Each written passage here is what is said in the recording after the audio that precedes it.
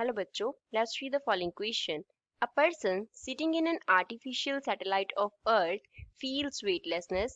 एक person जो है artificial satellite में है Earth के ऊपर, तो उसको weightlessness feel होता है.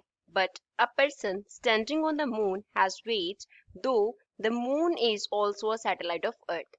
ऑल्दो जो मून है वो क्या है, वो भी सैटेलाइट है अर्थ का, बट वहां पे अगर पर्सन कोई स्टैंडिंग है तो उसको वेट फील होता है. वही अगर हम अर्थ का कोई आर्टिफिशियल सैटेलाइट कंसिडर करते हैं तो उसको वेट उसके ऊपर किसी पर्सन को क्या फील होता है, वेटलेसनेस फील होता है. So first of all, here we will use the key concept used in the question. We will talk about the key concept, that what key concept is used in this question. तो इस question में बात कर रहे हैं weightlessness की.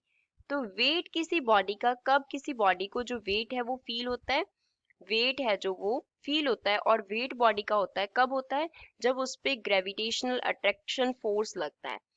Gravitational attractive force जो है वो एक्ट करता है. अब जो ग्रेविटेशनल अट्रैक्टिव फोर्स है वो क्या है, in the form of gravity है. वो ग्रेविटी की फॉर्म में बॉडी को क्या करता है, अट्रैक्ट करता है, बॉडी को अट्रैक्ट करता है. एंड जितनी फोर्स से वो अट्रैक्ट करता है उसे हम नेम देते हैं वेट का. यहाँ पे क्वेश्चन में बोल रहे हैं वेटलेसनेस.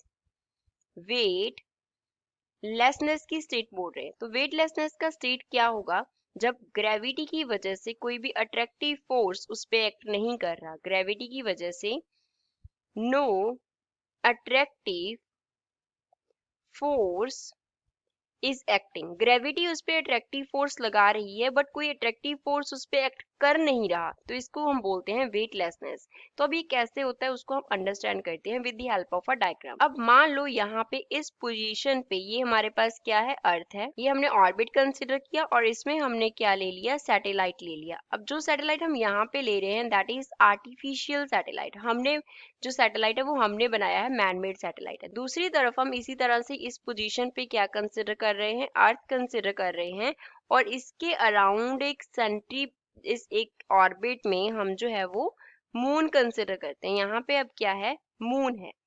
तो पहले तो आर्टिफिशियल सैटेलाइट का बात करते हैं.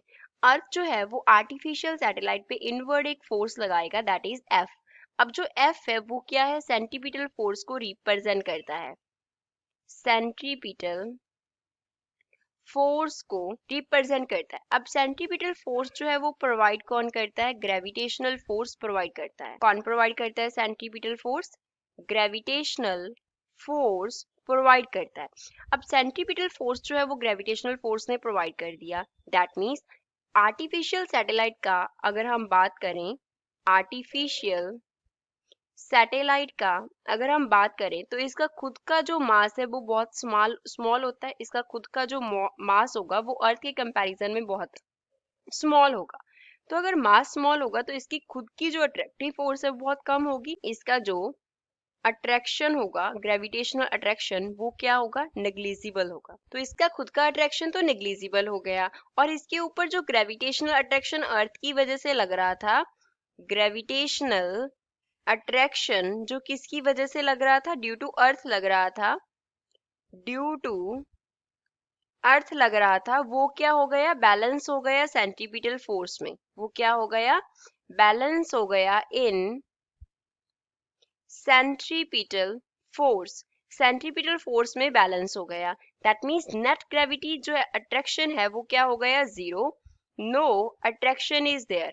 अगर कोई अट्रैक्शन नहीं है तो इस वजह से आर्टिफिशियल सैटेलाइट में उसे क्या होगा, वेटलेसनेस फील होगा, वेटलेसनेस स्टेट हो गया. अब बात करते हैं हम मून का. अगर हम मून की बात करें तो मून का जो मास है वो क्या होता है, लार्ज होता है. मास का लार्ज वैल्यू होता है. तो इस केस में भी अर्थ का ग्रेविटेशनल फोर्स जो है वो उसे क्या कर रहा है, ग्रेविटेशनल अट्रैक्शन जो है वो सेंट्रीपिटल फोर्स प्रोवाइड कर रहा है. बट अगर हम मून के मास की बात करते हैं, मून का मास जो है वो क्या हो गया, लार्ज हो गया. अब मून का मास जो है वो लार्ज हो गया तो उसकी वजह से इसके ऊपर जो अट्रैक्शन है वो कुछ ना कुछ होगा.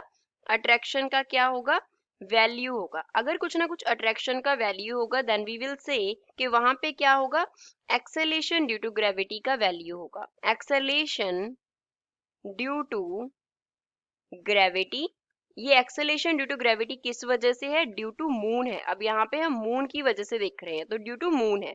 तो एक्सेलेरेशन ड्यू टू ग्रेविटी अगर वहां पे प्रेजेंट है तो मून क्या कर रहा है? बॉडी को अट्रैक्ट कर रहा है। मून जो है वो बॉडी को क्या कर रहा है? अट्रैक्ट कर रहा है। तो इस वजह से मून के ऊपर जो बॉडी है उसको, जो वेट है उसका, वो वहां पे होगा, एग्जिस्ट करेगा। सो इस वजह से मून सैटेलाइट है, आर्टिफिशियल सैटेलाइट है। अगर दोनों को कंपेयर करते हैं तो मून के ऊपर बॉडी का वेट होता है, बट आर्टिफिशियल सैटेलाइट में बॉडी को वेटलेसनेस फील होता है। So this is final answer for the given question. I hope you understood well. Thanks.